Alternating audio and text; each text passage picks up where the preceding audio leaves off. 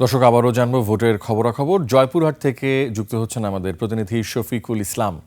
শফিক, কেমন দেখছেন ভোটের হাওয়া? প্রার্থীরা কি বলছেন, ভোটাররা কি বলছেন, আমাদের জানান। রিয়াজ, ধন্যবাদ আপনাকে। ত্রয়োদশ জাতীয় সংসদ নির্বাচনের তফসিল ঘোষণার পর থেকেই, মনোনয়নপত্র দাখিলের পর, যাচাই বাছাইয়ের পরে, প্রতীক বরাদ্দের পর থেকেই জয়পুরহাটে দুটি সংসদীয় আসন, এই দুটি সংসদীয় আসনেই প্রচার প্রচারণায় ব্যস্ত হয়ে পড়েছেন প্রার্থীরা। ইতিমধ্যেই জমে উঠেছে প্রচার প্রচারণা। ভোটের দিন যতই ঘনিয়ে আসছে, ততই শহর, পাড়া, মহল্লায়, চায়ের দোকানে, আড্ডায় সবখানেই ভোটের আলোচনা চলছে।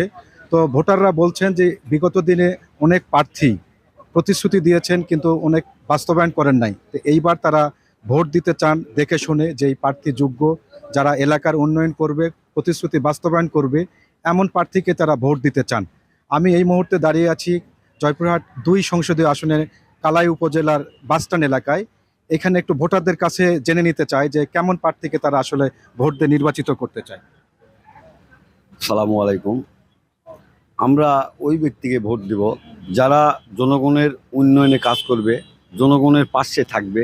জানতে চাই যে উনি কেমন প্রার্থীকে ভোট দিয়ে নির্বাচিত করতে চান বা প্রার্থীর কাছে প্রত্যাশা কি। আমরা চাই আমাদের এলাকার যাবতীয় সকল শ্রেণী পেশা নিয়ে মানুষের উন্নয়ন করতে পারবে। তো রিয়াজ, আপনি শুনলেন যে ভোটাররা তাদের যোগ্য প্রার্থী এবং এলাকার উন্নয়নে যারা কাজ করবেন, প্রতিশ্রুতি বাস্তবায়ন করবেন, এমন প্রার্থীকেই তারা ভোট দিয়ে নির্বাচিত করতে চান।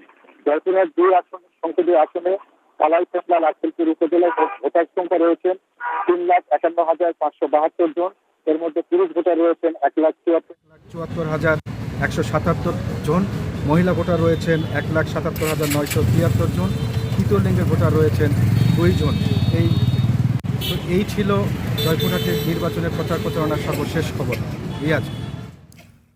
শফিকুল ইসলাম, আপনাকে অসংখ্য ধন্যবাদ।